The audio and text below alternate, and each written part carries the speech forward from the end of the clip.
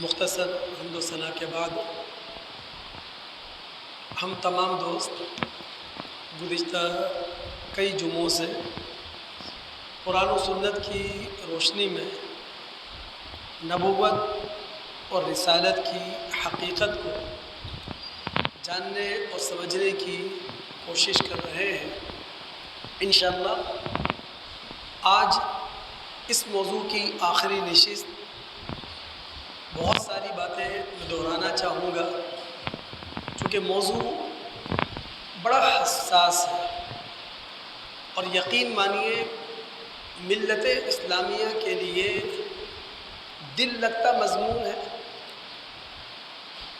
ان کی ضرورت سے تعلق رکھتا ہوا مضمون ہے، بلکہ یوں کہہ لینا چاہیے کہ ملت اسلامیہ اگر تبدیلی چاہتی ہے، تبدیلی کے راستے پر قدم رکھ کر اپنے قدم بڑھانا چاہتی ہے تو اسے نبوت اور رسالت کی حقیقت کو جاننا پڑے گا، اور نبوت اور رسالت کی حقیقت کو سمجھنے کے بعد اس سے وابستہ ہونا پڑے گا۔ ہم گزشتہ جمعے سورہ احزاب کی آیات 45 اور 46 کی روشنی میں نبوت اور رسالت کی حقیقت کو جان رہے تھے۔ قبل اس کے انہی آیات کی روشنی میں بات کو آگے بڑھاؤں۔ نبوت اور رسالت کا ادارہ کیوں قائم کیا گیا، اس کا فلسفہ چند الفاظ میں آپ کے سامنے رکھ دوں۔ نبوت اور رسالت کا ادارہ انسانوں کے درمیان قائم کیا گیا ہے، انسانوں کی رہنمائی کے لیے، انسانوں کو ہدایت دینے کے لیے۔ نبوت اور رسالت کا ادارہ انسانوں کے درمیان قائم کیا گیا ہے تاکہ انسان اپنی پیدائشی فطرت پر قائم رہ سکے، تاکہ انسان اپنی پیدائشی عقل پر گامزن رہ سکے۔ نبوت اور رسالت کا ادارہ اس لیے قائم کیا گیا ہے کہ انسانوں کے درمیان اتمام ہدایت ہو جائے، یعنی انسان جو ہمیشہ سے جانتا ہے بالاجمال، انبیاء اس کی تفصیل ہمارے سامنے رکھ دیں، انسان ہمیشہ سے جو سچائیاں جانتا ہے اور بھلا چکا ہے، انبیاء اس کی یاد دہانی کروا دیں۔ انسان ہمیشہ سے جن حقیقتوں سے واقف ہے لیکن غافل ہو چکا ہے، انبیاء علیہ السلام انسانوں کو غفلت سے بیدار کر دیں۔ نبوت اور رسالت کا ادارہ اس لیے قائم کیا گیا ہے کہ اتمام حجت ہو جائے۔ اللہ رب العالمین نے انسانوں پر پہلی اتمام حجت جو قائم کی ہے وہ علم و عقل کے ذریعے، یعنی اگر کسی شخص تک، کسی انسان تک نبوت اور رسالت کا پیغام نہیں پہنچ سکا، پھر بھی وہ اللہ رب العالمین کے بارگاہ میں کھڑا ہوگا اور وہ جواب دے ہے کس بات کا، کہ اللہ رب العالمین اپنا تنہا وجود رکھتے ہیں، وہ جواب دے ہے خیر اور شر کے معاملے میں۔ لیکن اللہ رب العالمین نے انسانوں پر جو اتمام حجت کی، وہ صرف علم و عقل کی گواہی قائم کر کے نہیں، علم و عقل کی شہادت قائم کر کے نہیں، بلکہ علم و عقل کی شہادت کے ساتھ ساتھ اللہ رب العالمین نے انسانوں کے اندر ادارہ نبوت قائم کیا، ادارہ رسالت قائم کیا۔ اب کوئی شخص خدا کی بارگاہ میں کھڑے ہو کر یہ نہیں کہہ سکتا کہ اللہ مجھے تو پتہ ہی نہیں تھا کہ آپ کا کوئی تنہا وجود ہے، اللہ مجھے تو پتہ ہی نہیں تھا کہ خیر اور شر سے متعلق مجھ سے پوچھا جائے گا۔ چند لفظوں میں نبوت اور رسالت کے فلسفے کو جان لینے کے بعد ہم نبوت اور رسالت کی حقیقت کو سمجھتے ہیں۔ سورہ احزاب آیت نمبر 45 میں رب العالمین فرماتے ہیں، یا ایھا النبی انا ارسلناک شاہدا ومبشرا ونذیرا، اے محمد صلی اللہ علیہ وسلم ہم نے آپ کو لوگوں پر شاہد بنایا ہے، گواہ بنایا ہے، یعنی نبی علیہ الصلاۃ والسلام کا ہر قول ہمارے لیے گواہ ہے، نبی علیہ الصلاۃ والسلام کا ہر فعل ہمارے لیے گواہ ہے، نبی علیہ الصلاۃ والسلام کا ہر فیصلہ ہمارے لیے گواہ ہے، نبی علیہ الصلاۃ والسلام نے جو فرائض دیے ہیں وہ گواہ ہے ہمارے لیے، نبی علیہ الصلاۃ والسلام نے جو حلال اور حرام کے درمیان حد بندی کی ہے وہ گواہ ہے ہمارے لیے۔ اور اس کے ساتھ ساتھ رب العالمین فرماتے ہیں اے محمد صلی اللہ علیہ وسلم ہم نے آپ کو مبشر اور نذیر بنا کر بھیجا ہے۔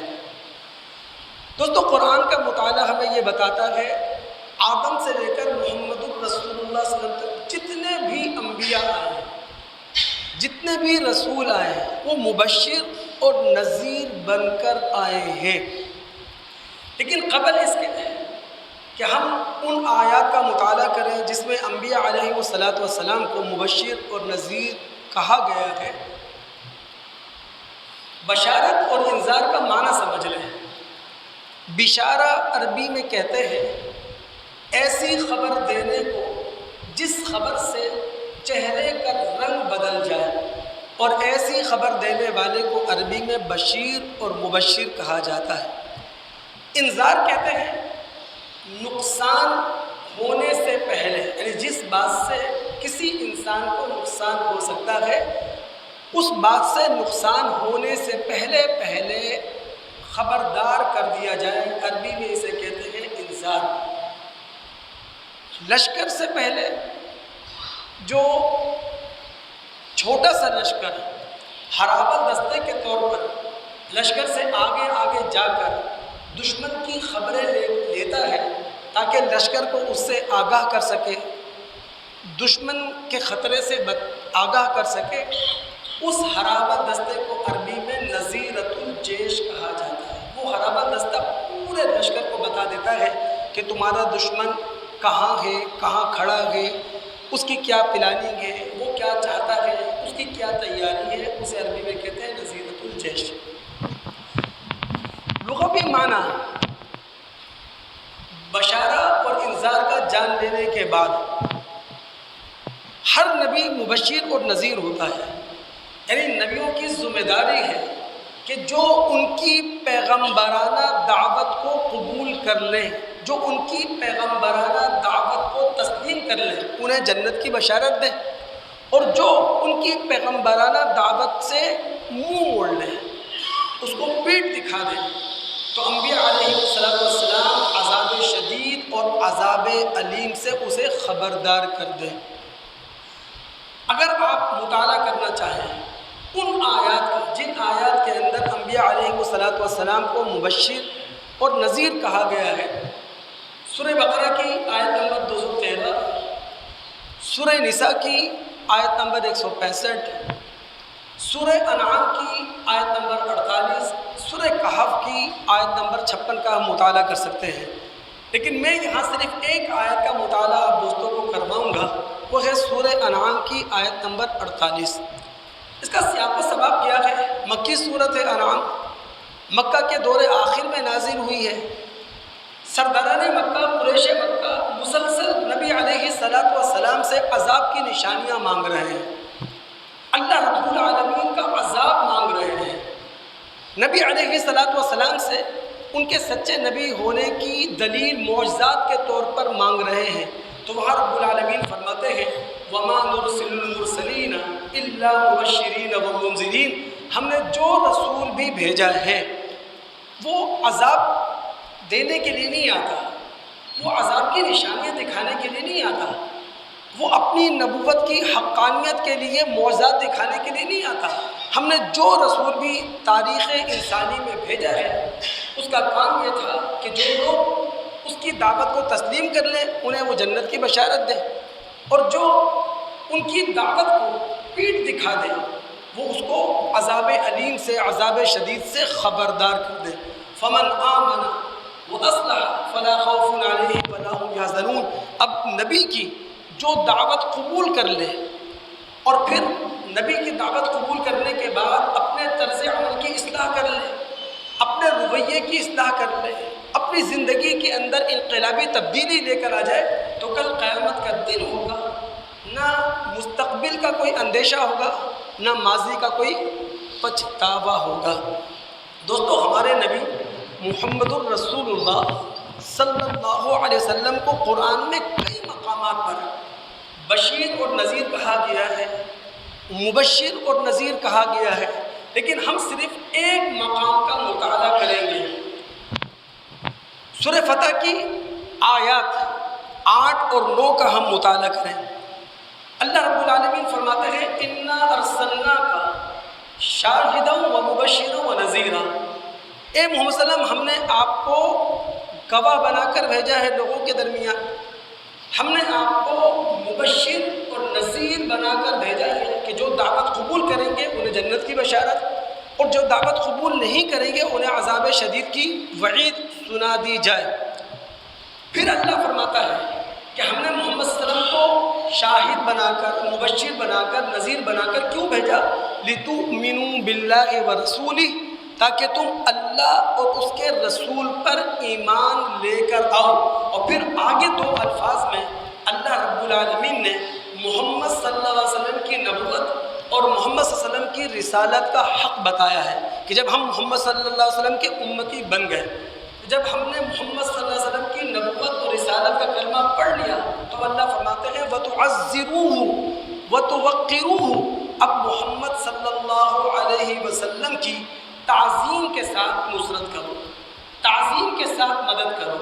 اب محمد علیہ السلام کی عزت کرو، محمد علیہ السلام کی تکریم کرو، محمد علیہ السلام کی توقیر کرو۔ اب ہمارے ذہنوں کے اندر سوال پیدا ہوگا کہ آخر محمد الرسول اللہ صلی اللہ علیہ وسلم کی نبوت اور رسالت کی تعظیم ہم کیسے کر سکتے ہیں، توقیر کیسے کر سکتے ہیں، عزت کیسے کر سکتے ہیں، مدد کیسے کر سکتے ہیں؟ تو دوستو، اس کا ایک ہی طریقہ ہے کہ ہم محمد الرسول اللہ صلی اللہ علیہ وسلم کی عملی زندگی سے اپنے آپ کو وابستہ کر لیں، اور نبی علیہ السلام کی فعلی زندگی سے اپنے آپ کو وابستہ کر لیں۔ یاد رکھیے، ہمارے ہاں یہ بہت بڑا ظلم ہو رہا ہے۔ میں یہ جو 7ویں نشست میں نے رکھی ہے کہ نبوت اور رسالت کی حقیقت کو سمجھیں، ہم دیکھیں مسلمان کر کیا رہے ہیں۔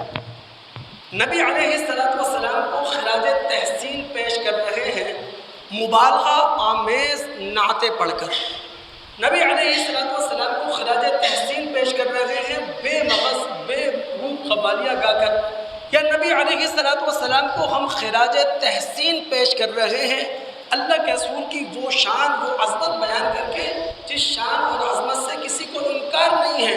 میں سمجھتا ہوں کہ اگر امت محمد صلی اللہ علیہ وسلم اپنے نبی کو خراج تحسین پیش کر سکتی ہے تو وہ اللہ کے رسول کے قول کو اور اللہ کے رسول کے فعل کو اپنی زندگی کا حصہ بنا کر، اور ہم سمجھتے ہیں، ہم تمام مسلمانوں کی دل کی آواز یہ ہے کہ شاید ایسا نہیں ہو رہا۔ تو ہمارے نبی علیہ السلام یا کوئی بھی نبی وہ مبشر اور نذیر ہوا کرتا ہے۔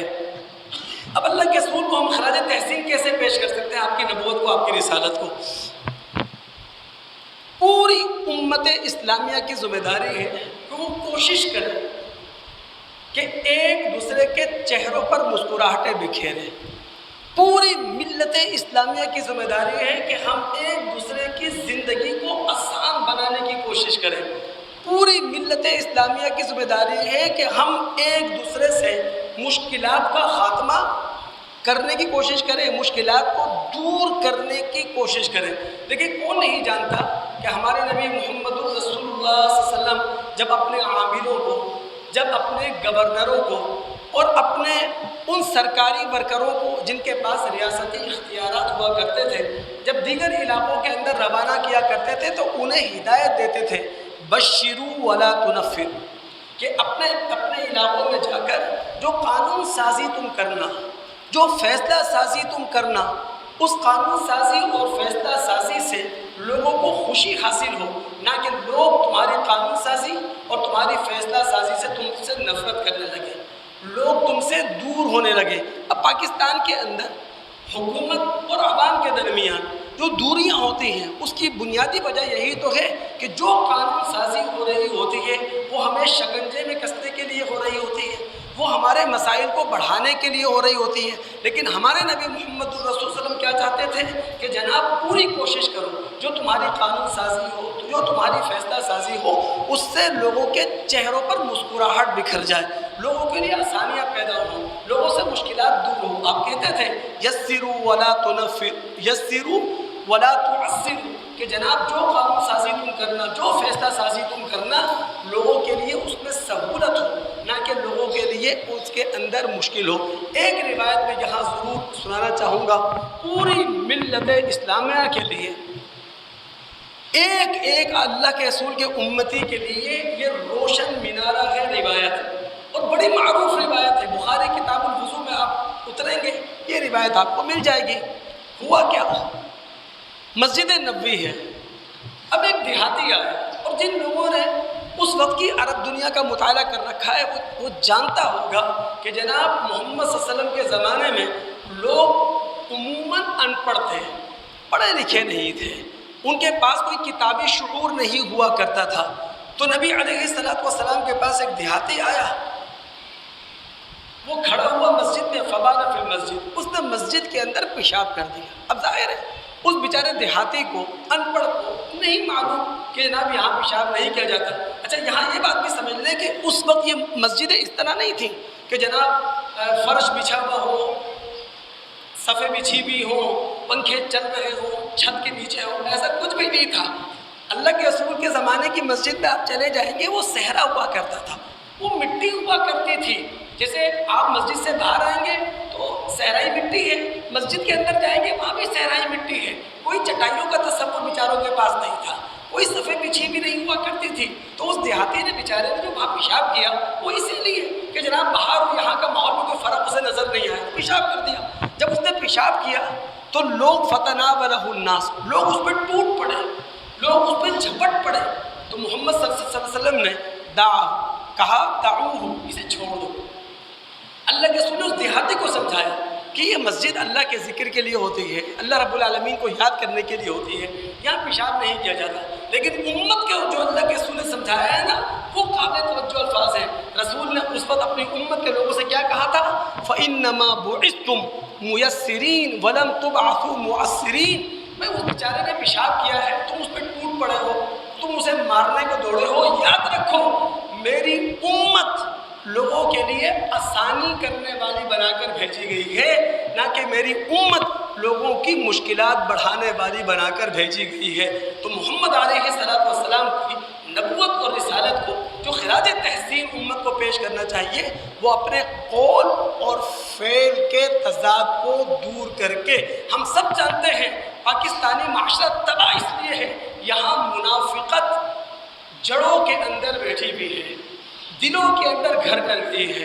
معذرت کے ساتھ اس پاکستانی معاشرے کو 77 سال سے جس چیز نے کھا لیا ہے وہ دوہرا رویہ ہے، منہ پر کچھ ہے، پیٹھ پیچھے کچھ ہے۔ اللہ رب العالمین ہم سب کو اس سے محفوظ رکھے۔ آگے بڑھتے ہوئے دوست ایک بات اور بھی سمجھیں، نبی کی صداقت اور نبی کی حقانیت کو سمجھنے کے لیے ایک دلیل یہ ہے، بالعموم آنے والا نبی پچھلے نبی کی پیشگوئی کا مصداق ہوا کرتا ہے، یعنی جو نبی آتا ہے عام طور پر گزرا ہوا نبی اس کے آنے کی پیشگوئی کر کے جاتا ہے، اس کے آنے کی خبر دے کے جاتا ہے۔ اگر آپ سورہ آل عمران کی آیت نمبر 39 کا مطالعہ کریں گے تو وہاں آپ کو یحییٰ علیہ السلام کے بارے میں الفاظ ملیں گے، مصدقا بکلمۃ من اللہ، کہ یحییٰ علیہ السلام نے عیسیٰ علیہ السلام کی نبوت کا اعلان ان کے نبی بنائے جانے سے پہلے کر دیا تھا۔ باقاعدہ یروشلم کے اندر منادی کی تھی عیسیٰ علیہ السلام کی نبوت کی۔ اگر سورہ صف کی آیت نمبر 6 کا مطالعہ کریں تو عیسیٰ علیہ السلام نے ہمارے نبی محمد الرسول اللہ صلی اللہ علیہ وسلم کی آمد سے 600 سال پہلے بشارت دے دی تھی، وَمُبَشِّرًا بِرَسُولٍ یاتی من بعد اسمہ احمد، کہ ایک نبی آئے گا جس کی بشارت میں تمہیں دے رہا ہوں، اس کا نام احمد ہوگا۔ اگر سورہ اعراف مکی صورت ہے، مکہ کے دور آخر میں نازل ہوئی ہے، اس کی آیت نمبر 157 کا مطالعہ کریں گے تو رب العالمین محمد الرسول اللہ صلی اللہ علیہ وسلم کے بارے میں کہتے ہیں مکتوبا عندہم فی التوراۃ والانجیل، کہ محمد الرسول اللہ صلی اللہ علیہ وسلم کی آمد کی پیشگوئی توریت اور انجیل میں پہلے سے لکھی بھی تھی۔ اب ہم استثناء کا باب 18 پڑھیں، متی کا باب 21 پڑھیں، چاہے یوحنا کا باب 1، 14، 15، 16 کا مطالعہ کریں تو یہ ساری کتابوں کے اندر محمد الرسول اللہ صلی اللہ علیہ وسلم کی بشارت موجود ہے۔ بات کو آگے بڑھاتے ہیں دوستو۔ نبوت اور رسالت کا ادارہ جو قائم کیا گیا ہے نا، اور نبوت اور رسالت کی جو حقیقت ہے وہ یہ، جو بھی نبی ہوتا ہے وہ داعی الی اللہ ہوتا ہے، یعنی اللہ رب العالمین کی طرف بلانے والا، اللہ رب العالمین کی ندا لگانے والا ہوتا ہے۔ جن لوگوں کی عربیت سے واقفیت ہے وہ جانتے ہیں دعا یدعو کا معنی ہوتا ہے بلانا، پکارنا۔ عربی میں اس انگلی کو جو انگوٹھے کے ساتھ ہے اسے سبابہ بھی کہتے ہیں، الدعاء بھی کہتے ہیں۔ کیوں؟ اس لیے کہ اس انگلی سے اشارہ کر کے کسی کو بلایا جاتا ہے، تو بلانے کے لیے دعا یدعو کا لفظ آتا ہے، اور بلانے والے کے لیے عربی میں داعی کا لفظ آیا کرتا ہے۔ تو جو بھی نبی آیا ہے نا وہ داعی الی اللہ بن کر آیا ہے۔ یہاں دو باتیں سمجھنے اچھے طریقے سے۔ نبی جو داعی الی اللہ ہوتا ہے وہ اپنی مرضی سے نہیں ہوتا، وہ اپنی خواہش سے نہیں ہوتا۔ اگر آپ مطالعہ کریں سورہ احزاب کی آیت نمبر 46 کا تو وہاں رب العالمین فرماتے ہیں وداعیا الی اللہ باذنی، کہ محمد صلی اللہ علیہ وسلم جو داعی الی اللہ ہیں وہ اللہ رب العالمین کے حکم سے ہیں، وہ اللہ رب العالمین کے فیصلے سے ہیں۔ تو نبی اللہ رب العالمین کے انتخاب کے بعد داعی الی اللہ ہوتا ہے۔ اگر میں اور آپ داعی الی اللہ بنتے ہیں تو اپنی مرضی سے بنیں گے، وہ اپنی خواہش سے بنیں گے، لیکن نبی اللہ رب العالمین کے فیصلے سے، اللہ رب العالمین کی مرضی سے داعی الی اللہ ہوتا ہے۔ اسی لیے ہم وقت اللہ رب العالمین کی مدد اسے حاصل رہا کرتی ہے۔ اور دوسری بات یہ سمجھ لیں کہ جب نبی داعی الی اللہ ہوتا ہے تو وہ ہما وقت اللہ رب العالمین کی طرف بلاتا ہے، نہ رات دیکھتا ہے، نہ دن دیکھتا ہے، نہ صبح کا اجالا دیکھتا ہے، نہ رات کی تاریکی دیکھتا ہے، نہ اسے دن کا آرام چاہیے ہوتا ہے، نہ رات کی نیند اسے مطلوب ہوتی ہے۔ وہ خلوت کے اندر بھی دعوت دیتا ہے، وہ جلوت کے اندر بھی دعوت دیتا ہے۔ تو نبی جو ہے داعی الی اللہ ہوتا ہے۔ دوستو ہمارے نبی محمد الرسول اللہ صلی اللہ علیہ وسلم جو داعی الی اللہ ہے نا، ان کے داعی الی اللہ ہونے کا اعلان اللہ رب العالمین نے جنات سے کروایا ہے۔ میں نے پچھلے جمعے بھی کہا تھا خدا را جب یہاں آئے نا تو اپنی ذمہ داری کا احساس کریں۔ ٹھیک ہے آپ تھکے ہوئے ہوں گے، ٹھیک ہے آپ آفس سے آئے ہوں گے، ٹھیک ہے، لیکن یہاں آ کر جب قرآن آپ سن رہے ہیں، جب رسول اللہ کی حدیث آپ سن رہے ہیں، جب دین سمجھنا چاہتے ہیں تو یہاں آ کر آپ سو جاتے ہیں، مجھے بڑا افسوس ہوتا ہے۔ ہم بھی آپ کی طرح طالب علم ہیں، 5 گھنٹے کی ہم نیند کرتے ہیں، زیادہ ہماری نیند 6 گھنٹے کی، زیادہ ہماری نیند نہیں ہے، لیکن معذرت کے ساتھ ہم نے کبھی ایسا نہیں کیا۔ مجھے بڑا دکھ ہوتا ہے، افسوس ہوتا ہے۔ آج بھی میں چند لوگوں کو دیکھ رہا ہوں، اس سے کیا میں ڈسٹرب ہوتا ہوں۔ ہمارے استاد کہا کرتے تھے مقرر تقریر نہیں کرتا، تقریر آڈینس کرواتے ہیں۔ بھائی آپ کی توجہ ہوگی تو میں بات اچھے طریقے سے آپ تک پہنچا سکوں گا، آپ کی توجہ نہیں ہوگی تو میں بات کو اچھے طریقے سے کس طرح آپ کے سامنے رکھ سکوں گا۔ اب یہاں آ کے ساری تھکاوٹ آپ دور کر لیں، گھر میں آ کر ایک مقرر کھڑا ہوا قرآن و سنت کی باتیں کر رہا ہے، آپ یہاں آنکھیں بند کر لیں، مجھے سمجھ میں نہیں آتا کہ یہ کیا ہے۔ یا تو آنا نہیں چاہیے مذہب کے ساتھ اگر آپ کی دلچسپی نہیں ہے، اور اگر آتے ہیں تو پوری دلچسپی کے ساتھ آیا کریں، پوری سنجیدگی کے ساتھ آیا کریں، نہ اپنے آپ کو ڈسٹرب کریں اور نہ ہی بندہ جہاں کھڑا ہوا ہے اس کو ڈسٹرب کرنے کی کوشش کریں۔ تو ہمارے نبی محمد الرسول اللہ صلی اللہ علیہ وسلم کے داعی الی اللہ ہونے کا اعلان باقاعدہ اللہ رب العالمین نے جنات سے کروایا۔ اچھا سورہ احقاف کی آیات 29 تا 32 کا آپ مطالعہ کریں۔ نبی علیہ الصلوۃ والسلام قرآن پڑھ رہے ہیں، جنات کی ایک جماعت نے نبی علیہ الصلوۃ والسلام سے قرآن کو سنا ہے، اور قرآن کو سننے کے بعد وہ جنات اپنی قوم کے پاس گئے ہیں اور اپنی قوم کے لوگوں سے کہا ہے، اے ہماری قوم کے لوگوں، موسیٰ علیہ السلام کے بعد ہم نے ایک ایسی کتاب سنی ہے جو پچھلی کتابوں کی مصداق بن کر آئی ہے، پچھلی کتابوں کی تصدیق کرتے ہوئے آئی ہے، وہ حق کی طرف لوگوں کو بلا رہی ہے، وہ صراط مستقیم پر لوگوں کو کھڑا کر رہی ہے۔ اور پھر جنوں کی جماعت نے اپنی قوم سے کہا یا قومنا اجیبوا داعی اللہ فآمنوا بہ یغفر لکم من ذنوبکم ویجرکم من عذاب علیم، اے ہماری قوم کے لوگوں، اللہ کے داعی، اور داعی کس کو کہا جا رہا ہے؟ محمد الرسول اللہ صلی اللہ علیہ وسلم کو، اللہ کے داعی کی پکار پر لبیک کہو۔ اس کا فائدہ کیا ہوگا؟ جب تم محمد صلی اللہ علیہ وسلم پر ایمان لے کر آ جاؤ گے، اللہ رب العالمین تمہارے گزشتہ گناہوں پر، تمہارے گزشتہ جرائم پر عفو قلم پھیر دے گا اور تمہیں دردناک عذاب سے بچا لے گا۔ اور پھر جنہوں کی اس جماعت نے اپنی قوم کے لوگوں سے کہا وَمَن لَا يُجِبْ دَاعِيَ اللَّهِ فَلَيْسَ بِمُعْجِزٍ فِي الْأَرْضِ، اور جو محمد صلی اللہ علیہ وسلم جو کہ داعی اللہ ہیں، ان کی دعوت پر لبیک نہیں کہے گا، وہ اللہ رب العالمین کو بے بس نہیں کر سکتا، وہ اللہ رب العالمین کو مجبور نہیں کر سکتا، وہ اللہ رب العالمین کو ہرا نہیں سکتا۔ اب ہمارے نبی محمد الرسول اللہ صلی اللہ علیہ وسلم جب داعی اللہ تھے تو انہوں نے اس فرض کو کس طرح ادا کیا؟ ہر نبی داعی اللہ ہوتا ہے، وہ فرض کو اسی طرح ادا کرتا ہے۔ اب ہمارے نبی کی تاریخ ہمارے سامنے ہے، اب ہمارے نبی محمد صلی اللہ علیہ وسلم نے داعی اللہ کا فرض کس طرح ادا کیا؟ جو سخت سے سخت کافر بھی تھا نا، اللہ کے رسول اس کے گھر کے دروازے پر بھی گئے ہیں، نبی علیہ السلام نے اس کے دل کے دروازے پہ دستک بھی دی ہے، یہاں تک کہ نبی علیہ السلام نے خدا کے سامنے ہاتھ اٹھا کر کبھی ابی جہل کو اپنے لیے مانگا ہے، کبھی عمر بن خطاب کو اللہ کے رسول نے اپنے لیے مانگا ہے۔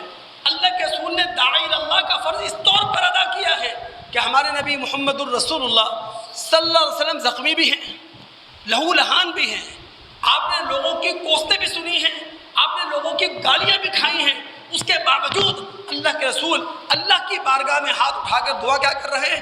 اللہم اہد قومی فإنہم لا یعلمون، اے اللہ میری قوم کو ہدایت دے، یہ حقیقت نہیں جانتے، یہ سچائی نہیں جانتے۔ تو جو وقت کا نبی ہوتا ہے دوستو وہ داعی اللہ ہوا کرتا ہے، یہ ہے نبوت اور رسالت کی حقیقت۔ اب محمد صلی اللہ علیہ وسلم آخری نبی ہیں، آپ کے بعد نبوت کا سلسلہ ختم ہو گیا، تو اب داعی اللہ ہم سب ہیں، پوری امت داعی اللہ ہے۔ ہماری ذمہ داری تھی دنیا کے کونے کونے تک یہ دعوت لے کے جاتے، لیکن معذرت کے ساتھ ہمارے ہاتھوں میں کھلونے دے دیے گئے کہ جناب گردنیں اتارو، جو کافر ہے وہ تمہارا دشمن ہے۔ کافر ہمارا دشمن نہیں تھا، قرآن کی روشنی میں وہ مدعو تھا، ہم داعی تھے، ہم نے اس تک دعوت پہنچانی تھی، محمد الرسول اللہ صلی اللہ علیہ وسلم کا پیغام پہنچانا تھا، لیکن ہوا یہ 200 سال ہو گئے ہمیں کھلونے دے دیے گئے، پوری دنیا کو ہم نے اپنا دشمن سمجھا، پوری دنیا کو اپنا دشمن بنا لیا، حالانکہ ہم داعی تھے۔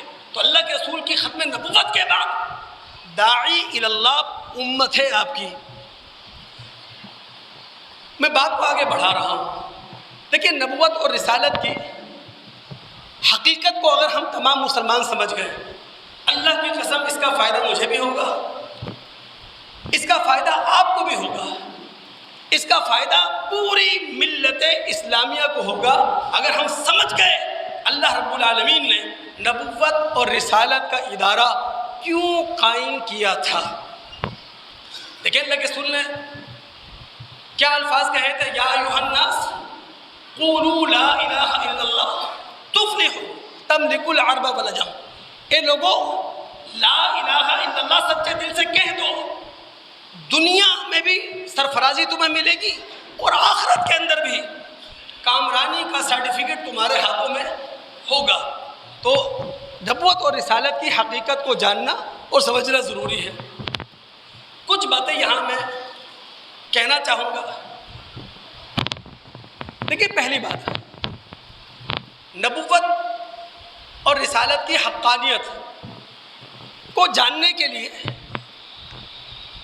اس بات کو ملحوظ خاطر رکھیں، نبی جو کلام اللہ پیش کرتا ہے، نبی جو اللہ کا کلام پیش کرتا ہے، اس کے اندر کوئی تضاد نہیں ہوتا، اس کے اندر کوئی تخالف نہیں ہوتا۔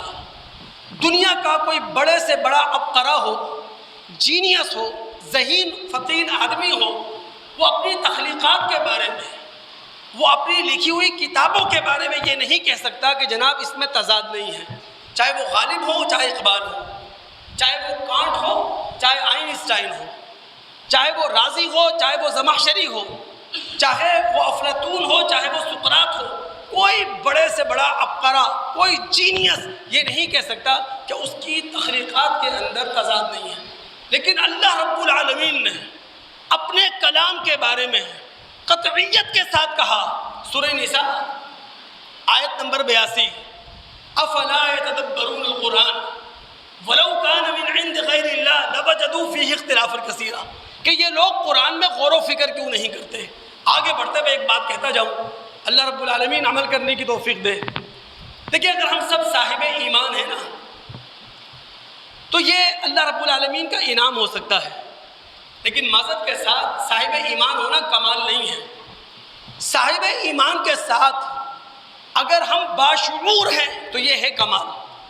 صاحب ایمان تو ہیں لیکن باشعور مسلمان نہیں ہیں تو معذرت کے ساتھ اللہ کا انعام تو مل گیا کہ ایمان والے ہیں، کلمہ پڑھ لیا ہے، لیکن ہم با کمال مسلمان نہیں ہیں۔ با کمال مسلمان وہی ہو سکتا ہے جو شعور بھی رکھتا ہے، دین کی فکر بھی رکھتا ہے۔ تو اللہ رب العالمین فرما رہے ہیں افلا يتدبرون القرآن، کیا انہوں نے قرآن میں غور و فکر نہیں کیا؟ وَلَوْ كَانَ مِنْ عِنْدِ غَيْرِ اللَّهِ لَوَجَدُوا فِيهِ اخْتِلَافًا كَثِيرًا، اگر یہ قرآن اللہ کے علاوہ کسی اور کے پاس سے آیا ہوا ہوتا اس میں تم بہت زیادہ اختلاف پاتے۔ میں نے آپ سے پہلے بھی کہا اگر معاشرے کی تبدیلی کا انحصار ہے اس قرآن پر ہے، اگر ہمارے دلوں کی تبدیلی کا انحصار ہے اس قرآن پر ہے، اگر فرقہ واریت ختم ہو سکتی ہے، اگر مسلک پرستی ختم ہو سکتی ہے تو اس قرآن کی بدولت ہو سکتی ہے۔ جب تک ہم قرآن سے وابستہ نہیں ہوں گے، جب تک ہم قرآن کے قریب نہیں ہوں گے، جب تک قرآن کو ہم اپنا اوڑھنا بچھونا نہیں بنائیں گے، جب تک اسے دلوں کے اندر نہیں اتاریں گے، جب تک اس سے روشنی حاصل نہیں کریں گے، انہی دل اندر کا شکار رہیں گے، انہی مسائل کا شکار رہیں گے جن مسائل کا شکار معذرت کے ساتھ ہم ہیں۔ قرآن اول تا آخر مربوط کتاب ہے، مستحکم کتاب ہے۔ قرآن جو عقائد ہمارے سامنے پیش کرتا ہے یہ ایک دوسرے سے اس طرح وابستہ ہیں، اگر قرآن کے کسی ایک عقیدے کو آپ دیگر عقائد سے الگ کر دیں تو عقائد کا سارا سلسلہ درہم برہم ہو جائے گا۔ ان عقائد سے عبادات اور اطاعات اس طرح پھوٹتی ہیں جس طرح درخت کے تنے سے شاخیں پھوٹتی ہیں۔ ان عقائد سے اخلاق اور اعمال اس طرح جنم لیتے ہیں جس طرح کسی بھی فطری چیز کے لوازم جنم لیا کرتے ہیں۔ قرآن کو مذاق نہ لیں تو کسی نبی کی نبوت کی حقانیت، اس کی رسالت کی سچائی کی دلیل یہ ہے جو کلام وہ اللہ کے نام سے پیش کر رہا ہے اس میں کسی قسم کا تضاد نہیں ہے، اس میں کسی قسم کا تخالف موجود نہیں ہے۔ اور آگے بڑھتے ہیں دوست، دیکھیں ہم تمام مسلمان بیٹھے ہیں، ہم تمام مسلمانوں کی ذمہ داری ہے ایک ایسا معاشرہ مل کر بنائیں جس میں شرم و حیا ہو،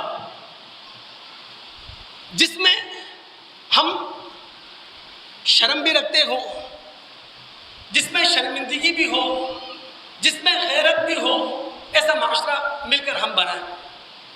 اللہ کے رسول نے فرمایا تھا الحیاء من الایمان، حیا یہ ایمان کا تقاضا ہے۔ کسی وقت میں نے آپ کو یہ بات سمجھانے کی کوشش کی تھی کہ عربی میں حیا کا لفظ حیون سے آیا ہے، اور حیون کہتے ہیں سانپ کو۔ سانپ عموماً کنڈلی مار کے بیٹھتا ہے، سانپ عموماً اپنے آپ کو سمیٹ کر بیٹھتا ہے۔ اللہ کے رسول فرما رہے ہیں الحیاء من الایمان، یعنی ہم بھی اپنے آپ کو سمیٹیں، لوگوں سے تعلقات کے معاملے میں اپنے آپ کو سمیٹ کر رکھیں، لوگوں سے گفت و شنید کے معاملے میں اپنے آپ کو سمیٹ کر رکھیں، اوڑھنے پہننے کے معاملے میں اپنے آپ کو سمیٹ کر رکھیں، یہاں تک کہ کھانے پینے کے معاملے میں بھی اپنے آپ کو اسی طرح سمیٹ کر رکھیں جس طرح سانپ کنڈلی مار کر اپنے آپ کو سمیٹ کر رکھا کرتا ہے۔ تو شرم و حیا والا معاشرہ ہم بنانے کی کوشش کریں۔ دوست یہ کیسے ہو سکتا ہے کہ محمد علیہ السلام کا ایک امتی ہو اور وہ صنف نازک پر نظریں گاڑ دے، اس صنف مخالف کا کے سراپا کا جائزہ لے، اس کے حسن کو وہ تاڑتا رہے، یہ ہو کیسے سکتا ہے؟ یعنی ایک شخص جس نے کلمہ پڑھا لا الہ الا اللہ محمد الرسول اللہ، وہ صنف مخالف، وہ صنف نازک، وہ اس کی عزت کے در پر ہے، وہ اس کو چھوڑ ہی نہیں رہا، حالانکہ ہو سکتا ہے وہ اس کے ماں کے درجے کی ہو، وہ اس کے بہن کے درجے کی ہو، وہ اس کی بیٹی کی جگہ ہو، لیکن اللہ رحم فرمائے، حالانکہ قرآن نے ہماری ذمہ داری لگائی تھی۔ دوستو اگر سورہ نور کی آیات 30 اور 31 کا مطالعہ کریں، اور ہم سب جانتے ہیں سورہ نور مدنی صورت ہے، معاشرتی صورت ہے، سماجی صورت ہے، وہاں رب العالمین نے فرمایا تھا قُلْ لِلْمُؤْمِنِينَ يَغُضُّوا مِنْ أَبْصَارِهِمْ وَقُلْ لِلْمُؤْمِنَاتِ يَغْضُضْنَ مِنْ أَبْصَارِهِنَّ وَيَحْفَظْنَ فُرُوجَهُنَّ کہ مسلم معاشرے کے مرد اور عورت اپنی نگاہوں کے اندر بھی شرم و حیا رکھتے ہیں، اپنی عزتوں کا بھی پورا تحفظ کرتے ہیں۔ تو دوستو ایسا معاشرہ بنائیں، لیکن ایسا معاشرہ بنانے میں جو رکاوٹ ہے وہ ہے تربیت کا نہ ہونا، نہ گھروں سے تربیت ہو رہی ہے، نہ تعلیمی اداروں میں ایسی تربیت ہے، نہ معذرت کے ساتھ ہم معاشرے کے لوگ ایسا ماحول بنانے کے لیے اپنی ذمہ داری ادا کر رہے ہیں۔ اب دیکھیں نا، آپ پڑھنے کی عمر ہے، یعنی جو ایجوکیشن ایج ہے، چاہے وہ اسکول ہو، کالج ہو یا یونیورسٹی ہو، تو تعلیم کی عمر ہے نا، اس میں سارا فوکس حصول علم پر ہونا چاہیے، لیکن دکھائی دے رہا ہے کہ نسل نو کی کوئی تربیت نہیں ہو رہی۔ مثلا بالی ووڈ، ہالی ووڈ، لالی ووڈ، ان کے جو اداکار ہیں ان کو کاپی کیا جا رہا ہے۔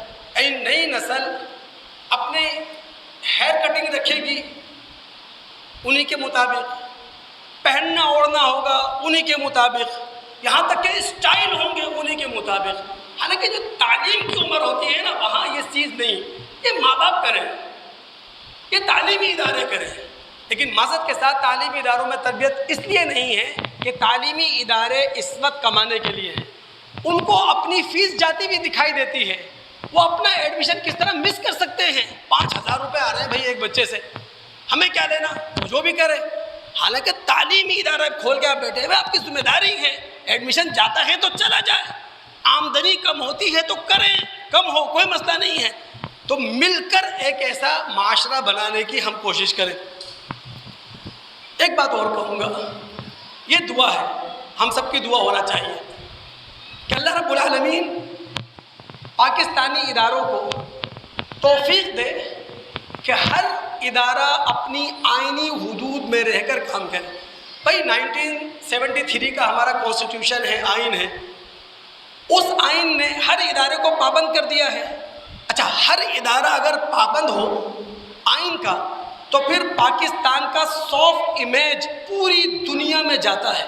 ابھی آپ دیکھیں نا، چند دن پہلے یہاں SCO شنگھائی کوآپریشن آرگنائزیشن، اس کا 23واں سربراہی اجلاس ہوا، علاقائی قیادت یہاں آئی، 2 عالمی طاقت چائنا اور روس، ان کی قیادت یہاں تھی، شمال جو شرق قازقستان، آذربائیجان، ان کی قیادت تھی، ایران، افغانستان، تو علاقائی قیادت جب جمع ہوئی تو پاکستان کا سافٹ امیج گیا نا۔ تو ہماری دعا ہونا چاہیے کہ اللہ رب العالمین پاکستان کے ہر ادارے کو آئینی حدود کا پابند کر دے۔ اور ایک بات اور کہوں گا، یہ بھی دعا ہے کہ اللہ رب العالمین ہمارے عسکری اداروں کو یہ توفیق عطا فرمائے کہ وہ پاکستان کا دفاع اس کو ٹھیکے پہ نہ دے دے۔ 77 سال سے پاکستان کا دفاع ٹھیکے پہ دیا ہوا ہے، حالانکہ پاکستان کے چپے چپے کی حفاظت کی ذمہ داری عساکر پاکستان کی ہے، لیکن کبھی کسی لشکر کو کوئی علاقہ دے دیا جاتا ہے، کبھی کسی جیش کو کوئی علاقہ دے دیا جاتا ہے، کبھی کسی حزب کو کوئی علاقہ دے دیا جاتا ہے۔ پاکستان کی مٹی پلید ہو گئی 77 سال میں، تو اللہ رب العالمین سے یہ ہماری دعائیں ہیں۔ ایک روایت سنتے چلیں، ہمارے نبی علیہ السلام سے عمر بن عبسہ نے پوچھا کہ اللہ کے رسول مل اسلام کیا ہے؟ تو اللہ کے رسول نے فرمایا طیب الکلام و اطعام الطعام، اچھی بات کرو یہ اسلام ہے، بھوکوں کو کھانا کھلاؤ یہ اسلام ہے۔ عمر بن عباسہ نے پوچھا اللہ کے رسول سے مل ایمان، ایمان کیا ہے؟ تو نبی علیہ السلام نے فرمایا الصبر، مشکلات میں اپنے آپ کو روک کر رکھنا، مشکلات میں اپنے آپ کو کھوٹے سے باندھ کر رکھنا، والسماحہ، اور دل کی فراخی، یہ ایمان ہے۔ پھر اللہ کے رسول سے پوچھا گیا ای الاسلام افضل، اللہ کے رسول یہ بتائیں افضل ترین اسلام کیا ہے؟ تو اللہ کے رسول نے فرمایا تھا من سلم المسلمون من لسانہ ویدہ، کہ ایک مسلمان کے ہاتھ اور ایک مسلمان کی زبان سے دوسرے مسلمان کی عزت اور اس کی جان محفوظ ہو جائے، یہ سب سے افضل ترین اسلام ہے۔ پھر اللہ کے رسول سے پوچھا گیا ای الایمان افضل، اللہ کے رسول افضل ترین ایمان کیا ہے؟